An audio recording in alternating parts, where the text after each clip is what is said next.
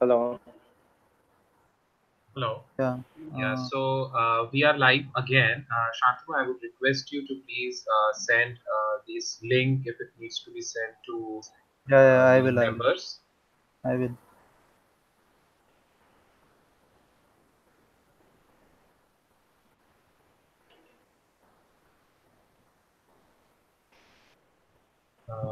And send it to me as well on WhatsApp so that I can send it to others. So we are sorry, Arun sir, there was this small glitch. Oh no, Yeah, you please, should please. understand that we are all Like metallurgy people handling this stuff. So this is this is seriously wonderful, wonderful initiative. And do let me know next time whenever you conduct this session with one of our VNIT, and I would like to join as well. I unfortunately missed out on previous two sessions, but from next time I would want to be a regular part, like a regular participant of this wonderful initiative of yours. sure. So Shantanu, have you shared the link? Shantanu, are you there? Yeah, I think he wrote we are live. Yeah, we are live, but where are we live? I need to see that link to read the questions. Okay, so Shantanu, can you give the link here? What have you copied, man?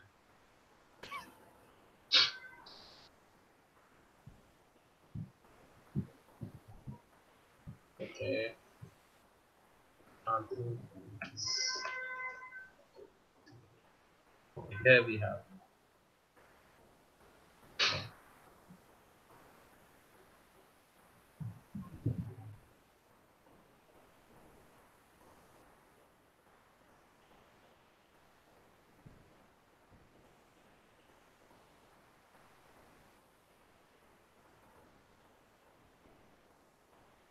All right, just a second, sir. So I will just broadcast the link.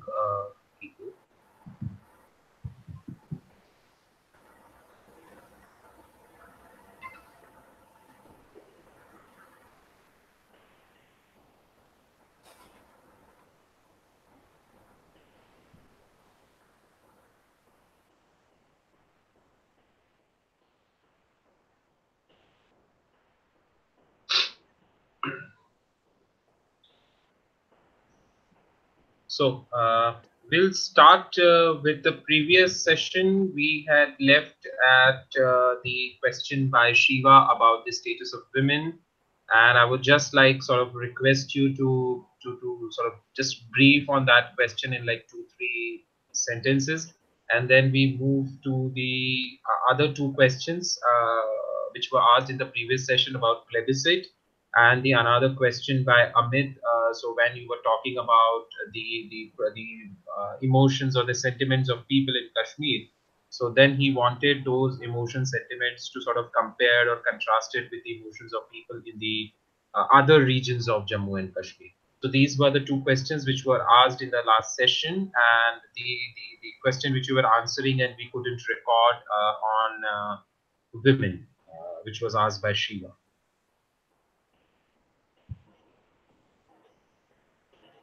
Yeah, so Shiva, like I was saying that uh, in my experience, like in my personal experience, I've felt that women in general are missing from the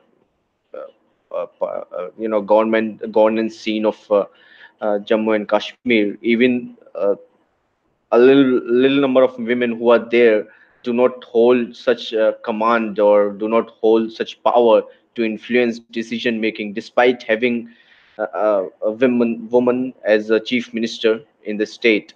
And also, like I was telling before, our session unfortunately got cut off, that during these participatory events we would often call these women to come out and participate, but they were nowhere to be seen. But when we went and tried to inquire about reasons for these women to not join, in return we were threatened by people no less than Maulana to keep off from these women. So participation of women is a serious issue, and it needs to be taken at a much higher level by media, by sociologists, by activists. And right now, entire thing about Kashmir is no more than the militancy which we see. And coming back to another question, that do we uh, hold, should we give up our right on Gilgit and Pakistan? And what are the feeling of people from Gilgit and Pakistan? So again, here you would see that the kind of narrative which is presented to people of people of Pakistan and people who reside in the Pakistani part of Kashmir, Pakistani occupied Kashmir, they've been constantly presented with a narrative that a normal Kashmiri in India is being tortured to an extent that they cannot survive. Not only normal Kashmiri, but a normal Muslim in India is a tortured entity and is at the extent of at the point of extinction. So this narrative in that sense has gotten to the people, and they of course think that they are better off from the people in Kashmir. But when you would go to the people in Indian Kashmir, you would realize that people do visit these places very often, especially from the region of Gurez. For them, it's quite common for people to pass on to the other side of Gilgit, Pakistan, and they have their relatives on that side of Kashmir as well. So if you would see these people, they do tell that people on Indian side of Kashmir are much better off in terms of the facilities they've been provided, even though they are minimal, but they do have this sense. And coming to the question that would India give up its claim on Gilgit, Pakistan, the short answer is no. It would never give up its claim, because it's part of their policy and their this deep state narrative, which keeps India on its toe when it comes to Gilgit Pakistan. It would never push Pakistan to give it back. At the same time, it would never, do away with its claim on that region as well.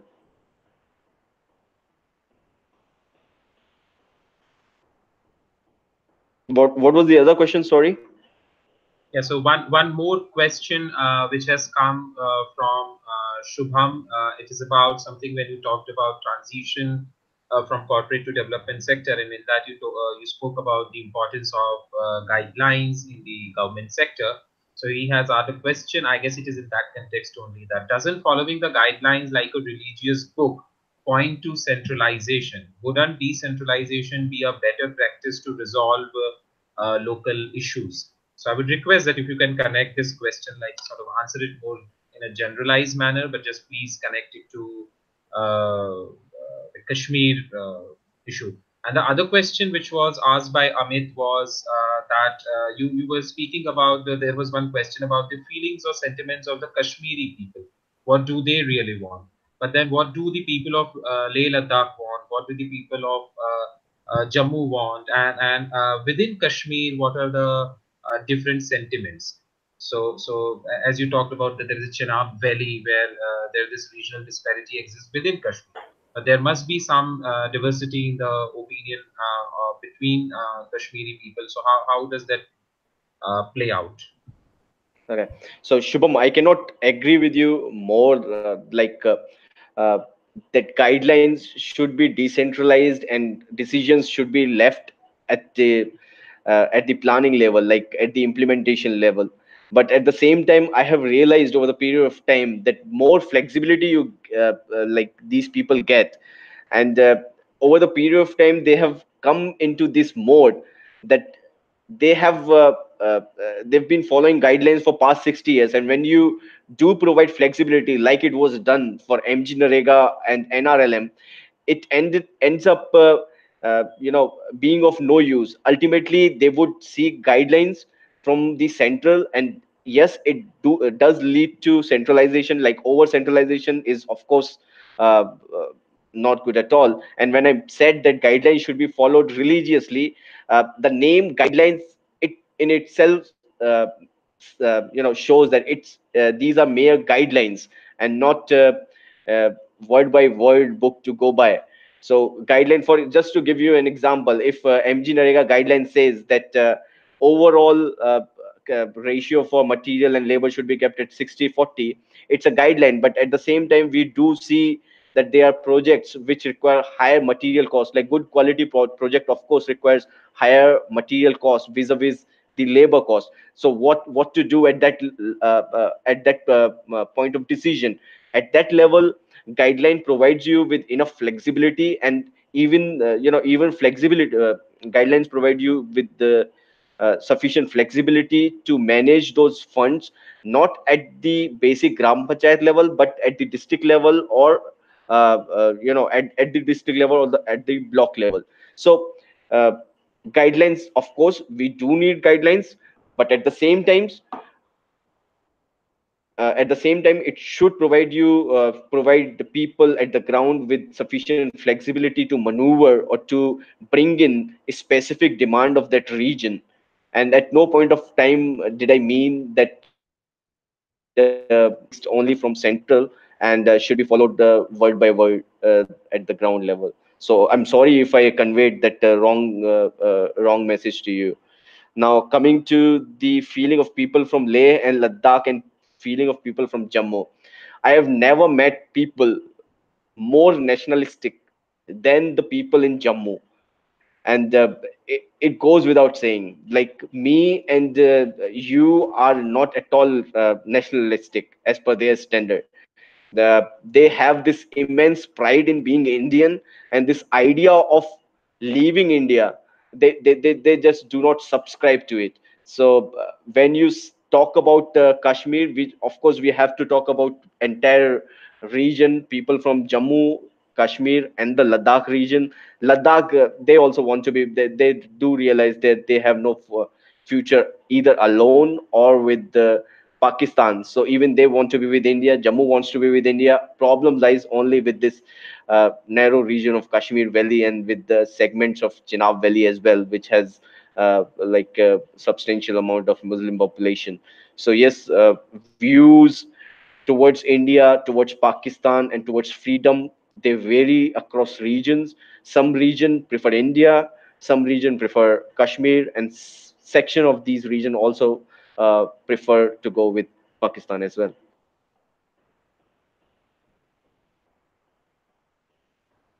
I hope I answered part of it, if not all. Hello, Well, yes, you hello. answered it that there are different sentiments, and of course, as we have been saying consistently, that it is a complex issue, and even capturing the public sentiment in such a complicated situation is a difficult task.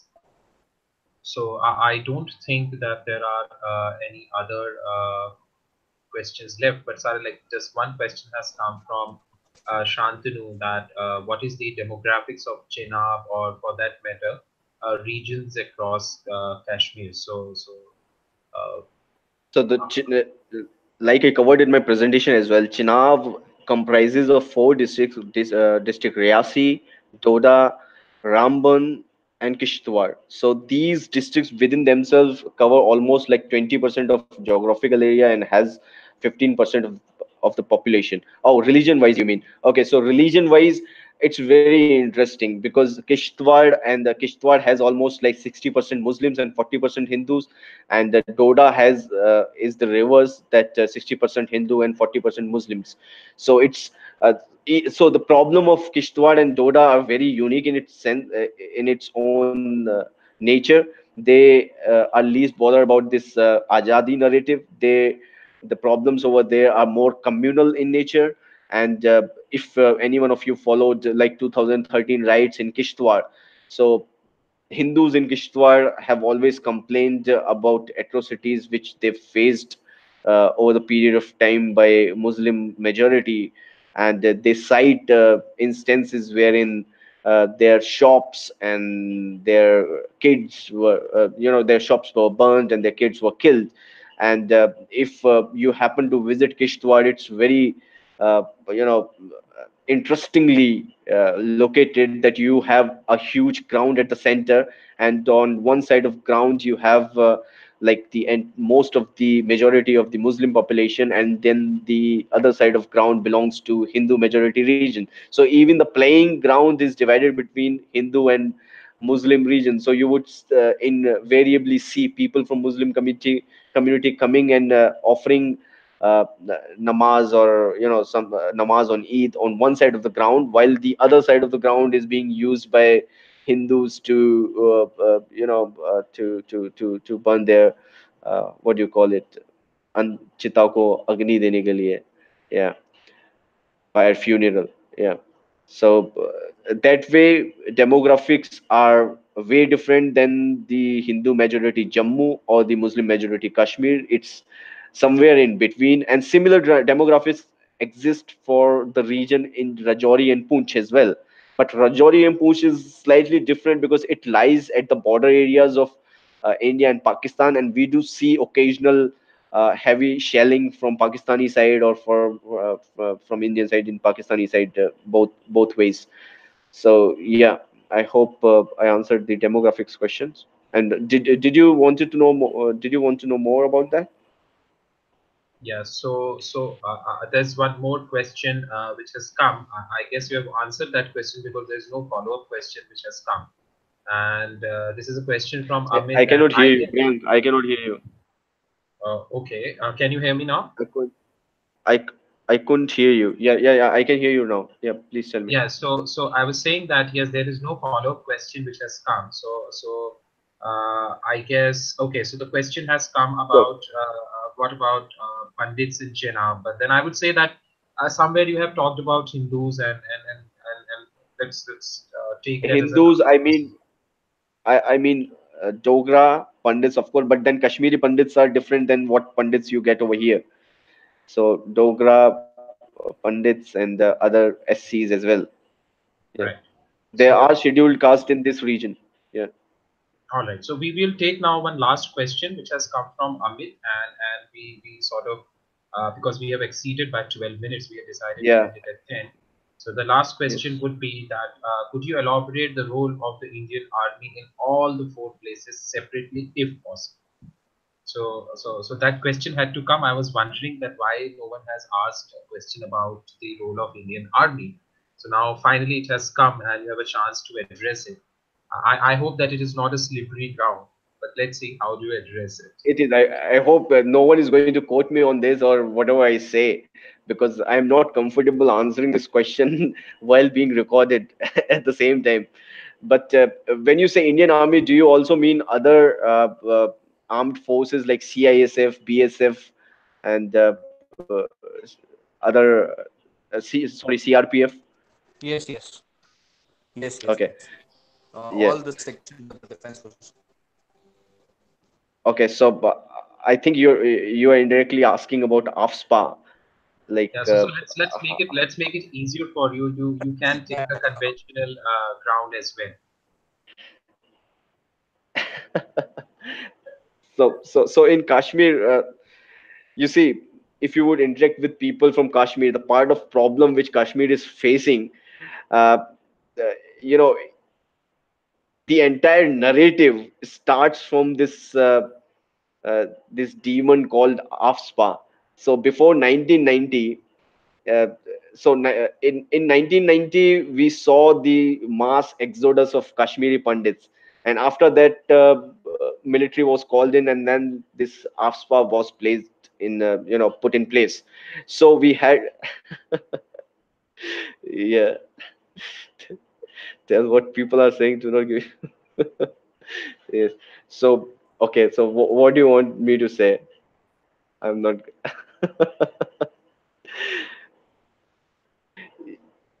Yeah, so